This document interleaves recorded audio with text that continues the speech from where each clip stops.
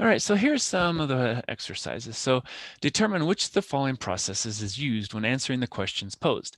Quantities A and B in the statement are constants. So A is finding a derivative, B finding a general antiderivative with unknown constant, and C finding a specific antiderivative where we solve for the constant. So if we're given a rate of change function for population and the population in a given year, find the population in year T. Well, if we have the rate of change, how do we get to finding the population? Well, aren't we going to have to take the antiderivative? And in this case, it doesn't say what year, and so we can do the general actually, if we're doing it in a specific year, oh, it does say in a given year, find the population in that year. So we're actually going to have to find that specific year. So we need to have the specific antiderivative.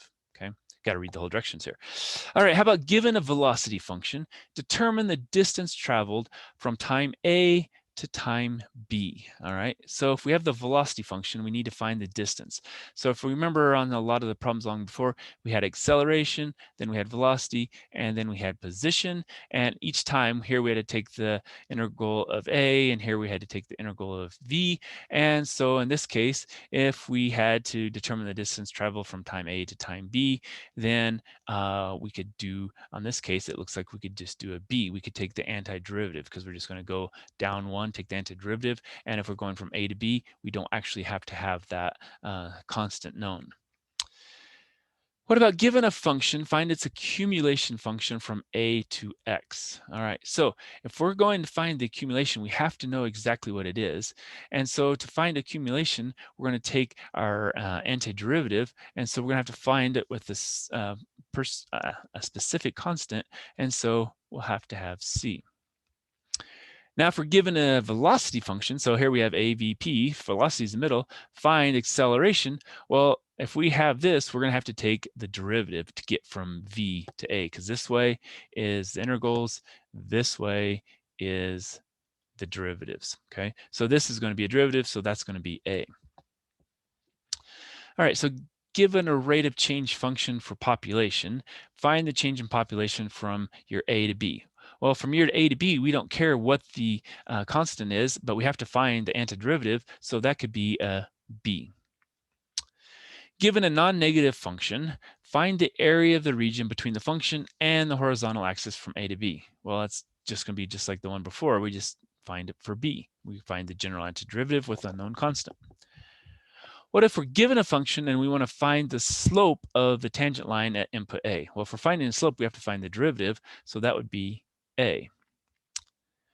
Now, if we have the accumulation function, we need to find the actual function. So in that case, we have the integral, so we need to find the derivative. So we need to find A again. Okay. So again, it's kind of trying to figure out if you know which direction you need to go for these on what you're doing. All right, so here we have calculate the total area of the regions between the graph of f and the x-axis from A to B, evaluate A to B f of x dx, and then explain why the results differ. All right, so for part A, we're calculate the total area. So we're going to go from, well, we need to know what this graph looks like first. So let's go graph that. All right, so what I've done is I've typed it in here, and we go to the graph, and it pops it out, and this is our thing. And so it looks like if we're going from -1 to 2, it said, we need to know what that point is. Is that 2 or is that beyond 2? So we need to find that point. So let's find that 0. And so we'll go, oops, way too far. Go there, and then we'll go there. And our 0 is y is 0, and then our x is 1.8348. All right, so we have new.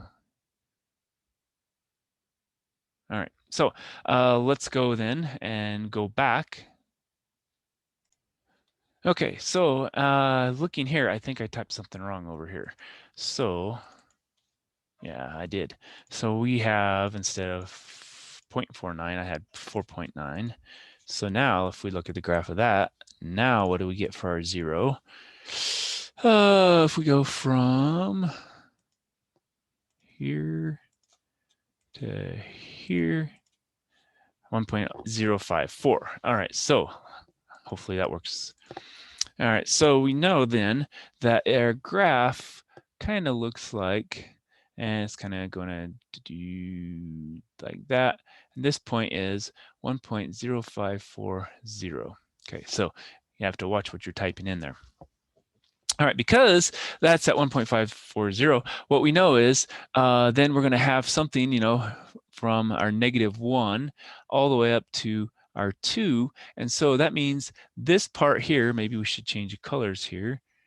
Maybe this here can be red. So we're going to go red up to that point, and then we can say, okay, well, maybe we can make it peach, and then it's going to kind of be, you know, from here to here, and it's not going to go straight down like that, but you get the general idea. So it's going to be that part. So we need to split it into 2 pieces because we have 2 parts. And that's kind of the key. You need to kind of find out where your items are. So we found it out finally after we got the right number in. And so what we have to do is take the integral from a -1 to the 1.054 of our f of x dx minus, now we're going to go from from 1.054 up to our 2 of f of x dx, okay?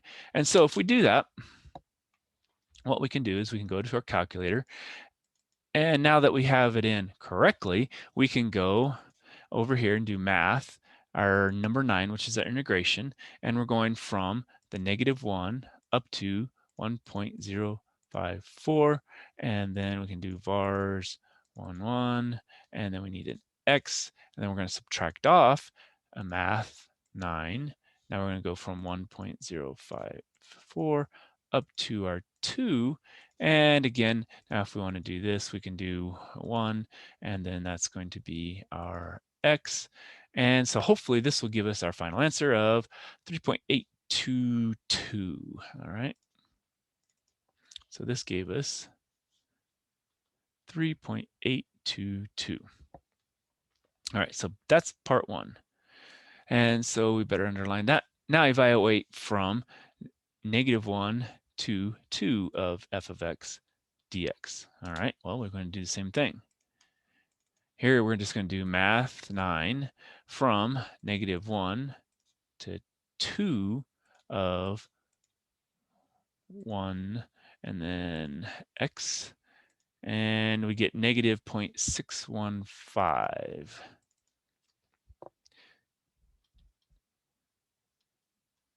All right, so that's B. So totally different.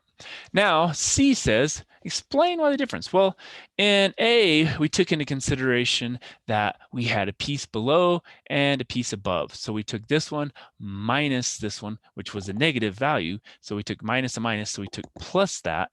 This one we took and just found the area under the curve, okay? So let's say in A, we took into consideration above and below the x-axis,